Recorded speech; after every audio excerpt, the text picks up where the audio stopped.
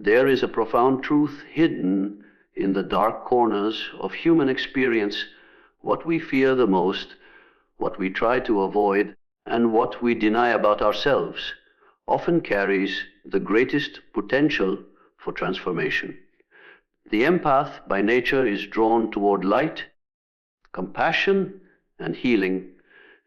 They are accustomed to seeing the best in others, to searching for hidden goodness even in fractured souls.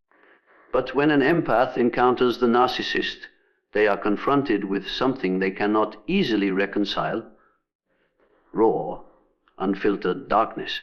This darkness is not just external, it awakens something within them, a part of themselves they have never acknowledged.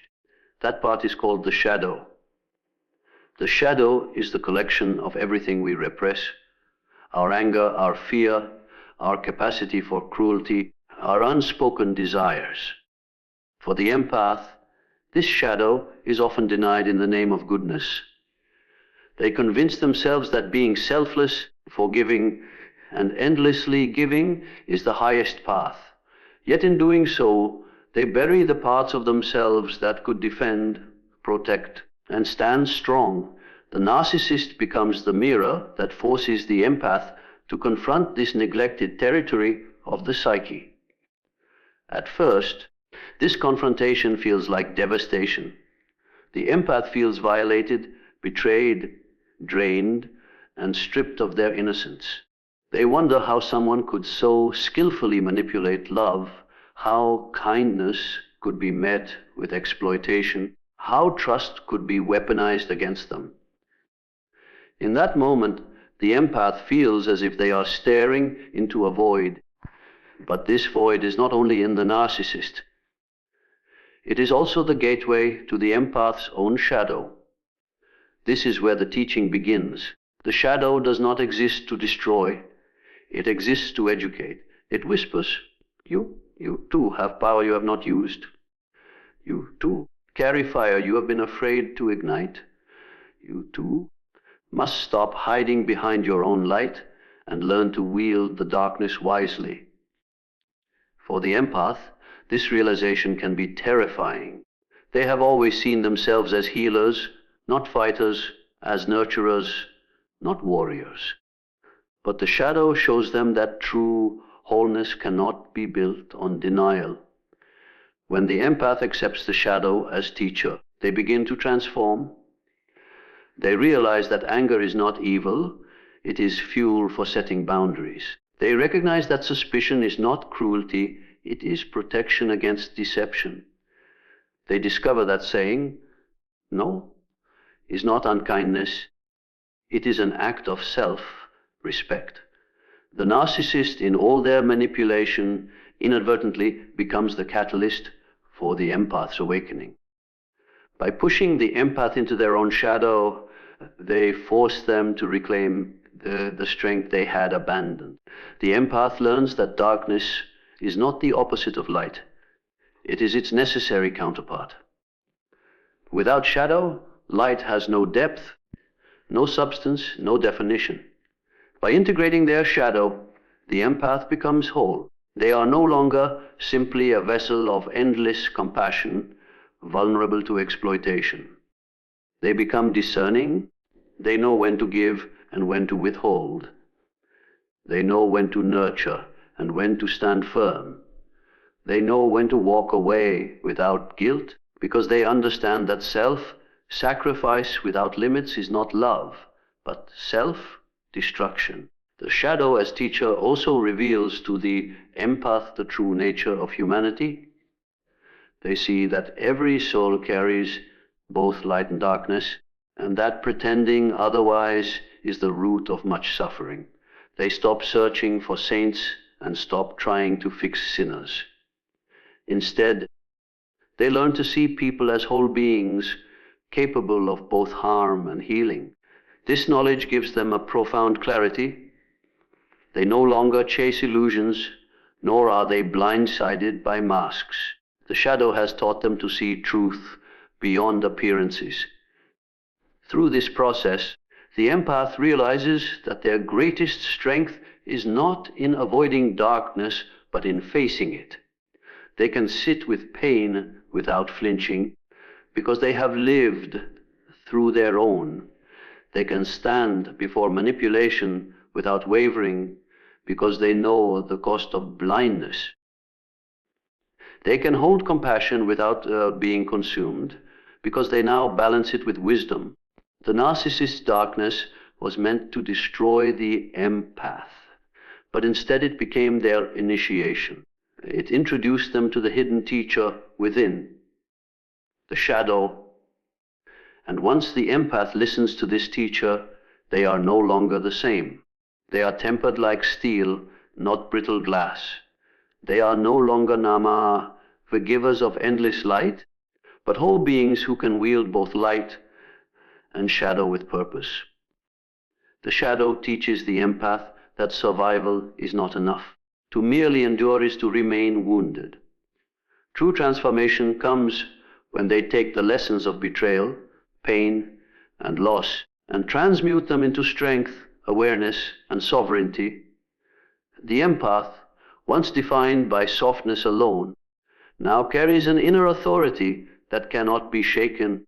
The teacher they feared the most, the darkness within, has now become the very source of their liberation.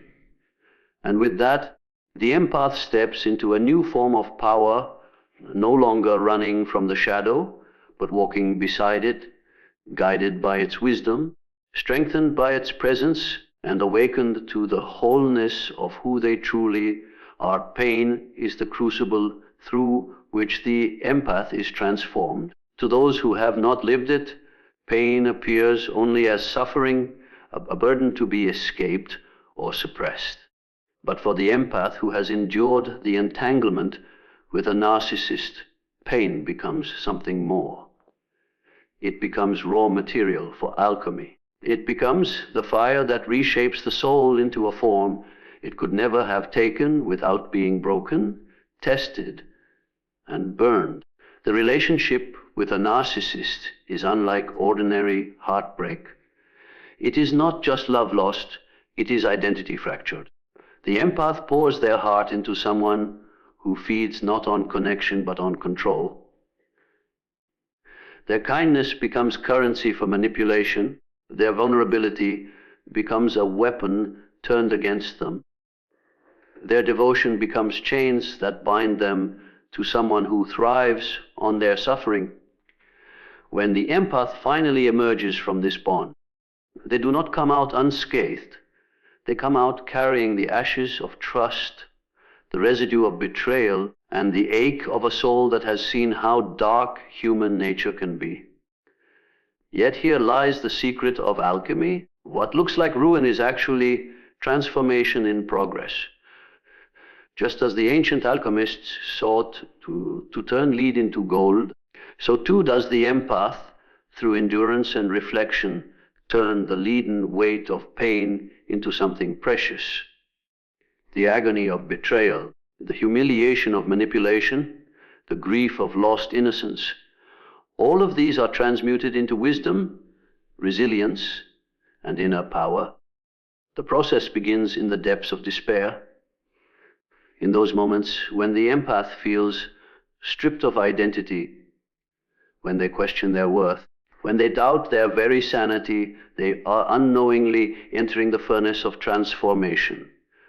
Pain, when resisted, lingers as torment, but when accepted, it begins its alchemy. The empath asks themselves, why did I allow this? What in me was blind? What was I seeking that made me so vulnerable to illusion? These questions are not accusations, they are catalysts. Each one is a spark that ignites the fire of self-discovery. Slowly, the empath begins to see that their suffering has revealed truths they could never have found otherwise. They learn that love without boundaries becomes self-destruction. They learn that compassion without discernment invites exploitation. They learn that forgiveness does not mean forgetting, and that loyalty given to the unworthy is not virtue, but self-betrayal. These realizations carve themselves into the empath's very being, not as wounds that never heal, but as sacred scars, reminders of lessons learned through fire. The alchemy of pain is not about erasing the past. It is about reinterpreting it. What once felt like weakness now reveals itself as strength. What once looked like loss now becomes liberation. The empath realizes that pain has stripped them of illusions and shown them the truth of who they are. They see that they are not broken, but remade. They see that their heart, though scarred, beats with a deeper rhythm than before, one that carries both tenderness and strength, vulnerability and power. In this alchemy, pain itself becomes a teacher. It teaches endurance, the kind that cannot be taught by comfort. It teaches patience, the kind that grows only when the soul waits in silence for healing. It teaches clarity, the kind that comes from looking into the eyes of deceit and finally recognizing it for what it is. Pain teaches the empath that they are not fragile. They are resilient. They are not merely survivors. They are transformers of suffering into meaning. This transformation also expands the empath's capacity for understanding. Having felt the depths of betrayal, they now recognize the wounds in others more clearly. They can see pain hidden behind masks. They can sense the silent cries of those who have not yet found their voice. They can hold space for others without judgment because they know what it feels like to be misunderstood, dismissed, and doubted. Their own scars become bridges, allowing them to connect with humanity at its rawest level. But this is not a return to naive compassion. The alchemy of pain does not turn the empath into a martyr again. It turns them into a guardian of their own soul. They are still compassionate, but no longer blind. They are still giving, but no longer to those who only take. They are still forgiving, but not at the expense of their own dignity. Their pain has distilled their love into something more potent, more authentic, more enduring. This is the paradox of pain. It destroys what is false, but it reveals what is indestructible. The empath may feel at first that they have lost themselves in the narcissist's darkness, but in truth, they have shed only the illusions that kept them weak. What remains after the fire is the gold of the soul, the unshakable essence that cannot be manipulated, controlled, or erased. The alchemy of pain shows the empath that suffering is not the end, but the passageway. It is the furnace through which innocence matures into wisdom, through which weakness transforms into strength, through which the wounded become healers, not in theory, but in truth. Every tear becomes part of the medicine they now carry, every scar part of the authority they now embody, every betrayal part of the wisdom that guides them forward. For the empath, boundaries are not something that come naturally. Their instinct is to give, to soothe, to heal, and to connect. They are born with an openness of spirit, a willingness to absorb the emotions of others, and a desire to alleviate suffering, even at great personal cost. But this openness, which is their gift, is also their greatest vulnerability. When the empath encounters a narcissist, this absence of boundaries becomes the very crack through which manipulation seeps in. The narcissist exploits the empath's generosity, twisting their compassion into obligation, turning their love into chains, and feeding on their inability to say no. The first awakening comes when the empath realizes that their pain is not simply the result of the narcissist's cruelty, but of their own lack of defenses. They begin to see that kindness without limits is not kindness at all. It is a silent invitation for exploitation. The heartbreak, the betrayal, and the exhaustion become mirrors reflecting a truth they had long ignored. To survive and to thrive, they must awaken to the necessity of boundaries. Boundaries are not walls that isolate, they are the architecture of self-respect. For the empath, this realization often comes as a revelation. They begin to see that every time they said yes, when they wanted to say no, they betrayed themselves. Every time they absorbed pain that was not theirs to carry, they diminished their own light. Every time they sacrificed their needs in the hope of being loved, they silently confirmed to themselves that they were unworthy of protection. The awakening of boundaries is, at its core, the awakening of self-worth. This process is not easy. The empath must confront the guilt that rises when they begin to set limits. They fear that saying no will make them unlovable, that asserting themselves will make them cold, that withdrawing from toxicity will make them selfish.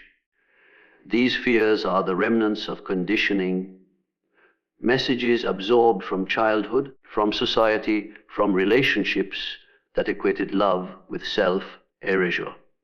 The empath must dismantle these illusions piece by piece, learning that true love can never require the abandonment of self. As boundaries take shape, something extraordinary begins to happen. The empath no longer feels like a fragile vessel, endlessly drained by the needs and demands of others. Instead, they begin to feel a growing solidity within themselves. Their energy is no longer scattered in 1,000 directions. It becomes centered, contained, and protected. They discover that by preserving their own vitality, they can give more authentically. Their compassion becomes sharper, their intuition clearer, their presence stronger. Boundaries also awaken a new form of discernment. The empath, who once attracted predators like moths to a flame, now begins to recognize red flags almost immediately. They can see through manipulation without needing to experience the full brunt of it. They sense the subtle pull of guilt, tripping, the covert hooks of flattery, the veiled threats of abandonment. And they step back before entanglement occurs. This discernment does not make them colder, it makes them wiser. It allows them to offer love without being consumed, to share kindness without being deceived, and to connect without losing themselves. The awakening of boundaries also brings a shift in relationships. People who once thrived on the empath's endless giving may resist, protest, or even rage against the newfound strength. The narcissist recoils when the empath no longer bends, no longer pleads, no longer submits. But those who truly care, those who value the empath's essence, will adjust. They will respect the limits, honor the sovereignty, and celebrate the fact that the empath is no longer defined by sacrifice but by choice. In this way, boundaries become a natural filter, allowing the empath to release toxic connections and cultivate nourishing ones. Perhaps the most profound change comes from within. The empath begins to see themselves not as a passive absorber of other people's emotions, but as an active guardian of their own soul. They recognize that their life force is sacred, that their time is finite, that their heart is not a bottomless well to be drained at will. They begin to feel a sense of authority rising within them. A quiet, unshakable confidence that no longer fears rejection because it no longer seeks validation in the wrong places. Boundaries do not diminish the empath's compassion, they refine it. They transform love from something desperate into something deliberate. They turn generosity from something exploitable into something powerful. They allow the empath to embody both tenderness and strength, to offer both openness and firmness, to live with both vulnerability and sovereignty. In this awakened state, the empath is no longer prey for the narcissist, no longer a vessel for other people's chaos, no longer a servant to their own guilt. They are whole, complete, and fiercely protective of their inner light. There comes a moment in the empath's journey when they can no longer recognize themselves. They stand in the aftermath of betrayal, drained and hollow, their once vibrant spirit dimmed by the consuming presence of the narcissist. They remember who they used to be: gentle, trusting, endlessly forgiving, and they feel the weight of how that innocence was shattered. It is in this brokenness, in this silent despair, that something begins to stir. What rises from the ruins is not the same self that walked into the fire. It is something fiercer, sharper, unyielding. This is the birth of the inner warrior. The empath does not choose this transformation willingly at first. It is forced upon them by survival to continue as they once were, open without boundaries, giving without discernment. Would mean certain destruction. The narcissist's manipulation strips them of illusions until they are left face with a hard truth. To remain soft without strength is to be devoured. And so the empath reaches inward past the tenderness they have always known and touches a part of themselves that has been dormant, the warrior within. This inner warrior is not born out of cruelty or revenge. It is born out of necessity. It arises when the empath realizes that love must be defended, that compassion must be balanced with self-respect, that healing must begin with themselves. The inner warrior is not an abandonment of their nature, but the integration of strength into their nature. It is the moment when the empath's compassion is no longer a weakness to exploit, but a power that stands on solid ground. The birth of the inner warrior is marked by a new kind of clarity. The empath begins to see patterns they once ignored.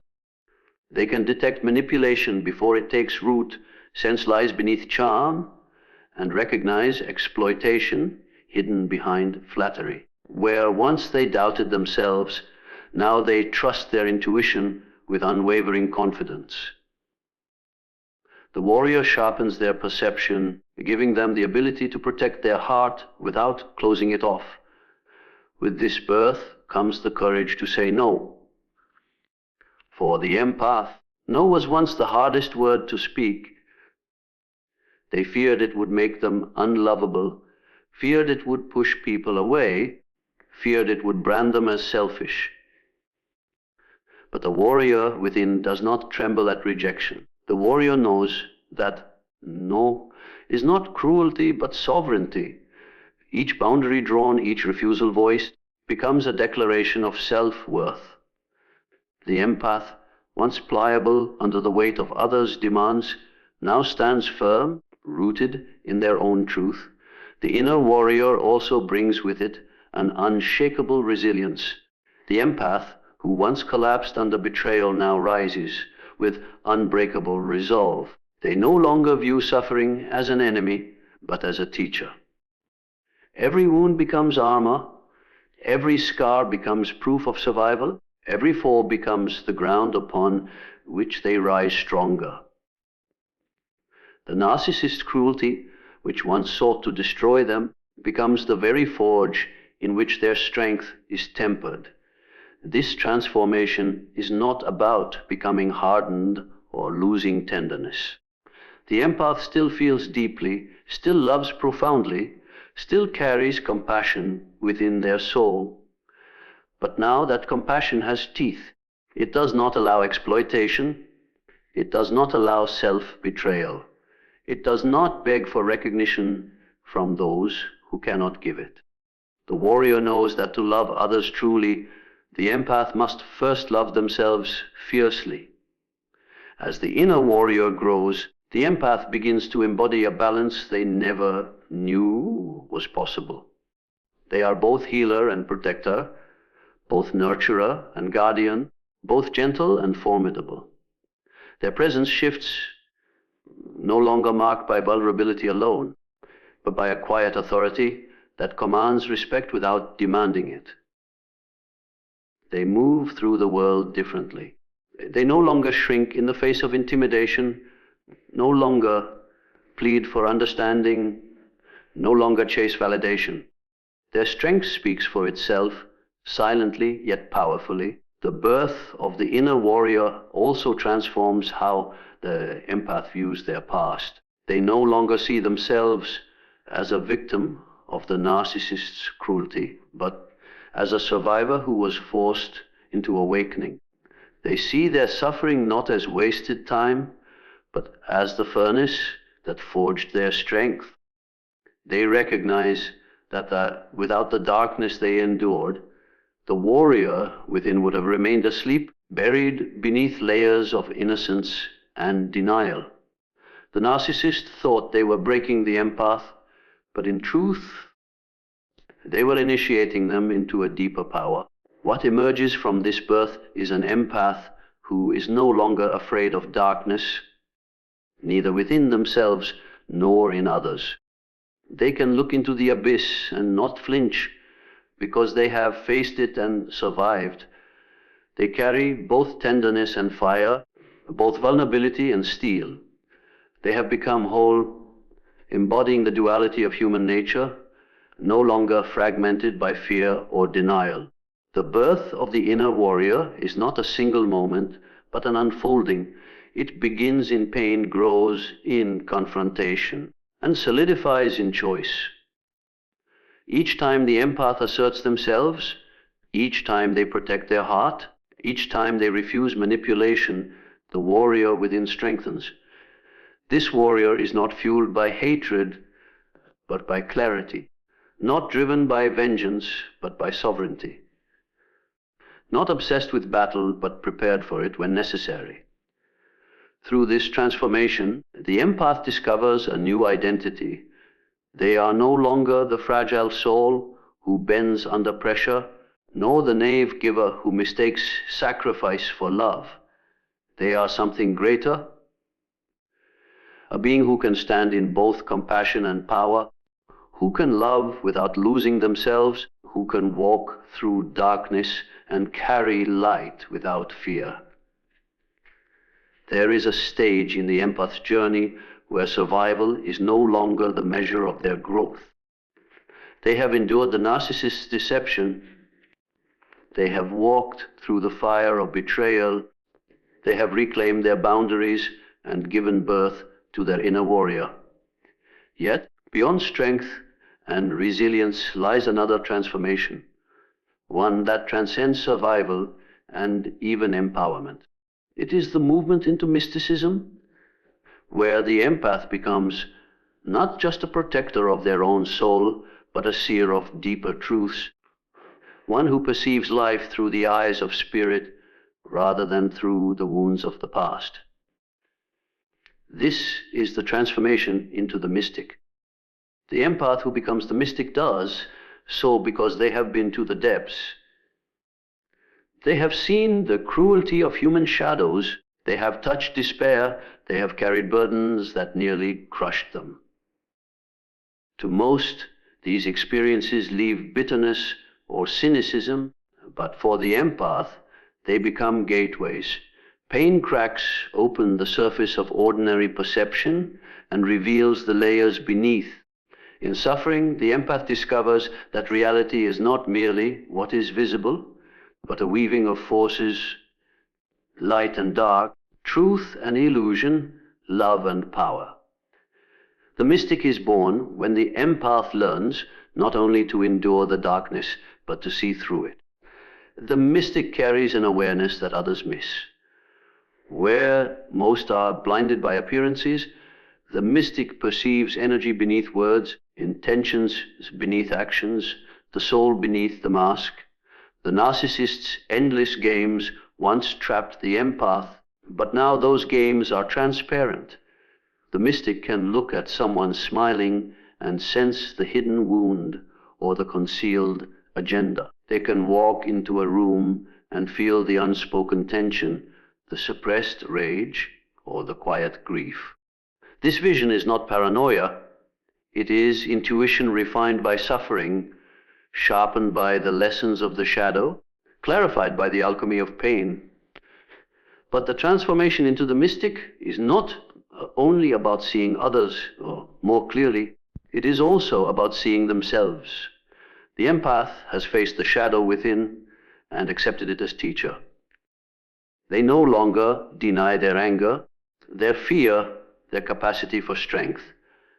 They no longer cling to illusions of innocence. They embrace themselves as whole beings, light and shadow, softness and fire, healer and warrior.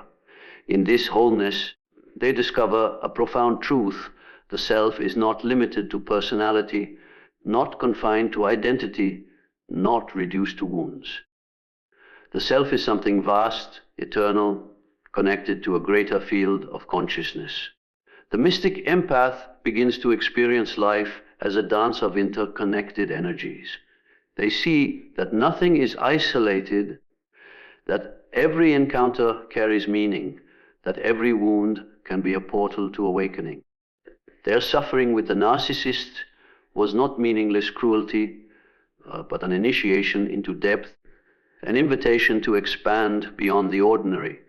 They realized that the narcissist was both destroyer and teacher, that pain was both torment and path, that betrayal was both wound and awakening. This paradoxical vision allows the mystic to live without resentment, for they see that even darkness serves the unfolding of the soul. This mystical perspective grants the empath freedom. They are no longer bound by the same fears that once controlled them. They do not fear rejection, for they know their worth does not depend on another's approval. They do not fear loss, for they understand that endings are transformations, not annihilations. They do not fear darkness, for they have seen it, absorbed it, and integrated it into wisdom. The mystic lives with a serenity that cannot be stolen, a clarity that cannot be deceived, a strength that does not need to shout. The transformation into the mystic also awakens new forms of power. The empath discovers that their intuition is not just emotional sensitivity, but a form of knowing. They sense truth without evidence, direction without maps, guidance without explanation. Their dreams become messages, their silences become revelations, their solitude becomes communion with something greater than themselves. What once felt like loneliness now becomes sacred space where they hear the whispers of the soul. This mystical awakening does not remove the empath from the world, rather it changes how they walk within it. They no longer seek validation from those who cannot see them. They no longer crave love from those who distort it. They no longer chase after illusions of belonging. Instead, they stand rooted in their connection to spirit, to truth, to the eternal within. Relationships, work, and life itself take on new meaning, not as places to lose themselves, but as arenas where their presence can bring light, clarity, and healing. The mystic empath becomes both mirror and guide. Their presence unsettles those who live in pretense because they cannot be fooled. Yet their presence comforts the wounded because they recognize suffering without judgment. They move through life not with arrogance, but with quiet authority. The authority of someone who has walked through darkness and emerged with eyes that see. The transformation into the mystic is not an escape from pain, but the transcendence of it. It is the moment when the empath's wounds become windows, when their scars become scriptures, when their silence becomes wisdom. They are no longer defined by what was done to them, but by what they became through it. They do not simply survive, they awaken into a new dimension of being, where every shadow is a teacher, every heartbreak a lesson, and every loss a doorway into deeper truth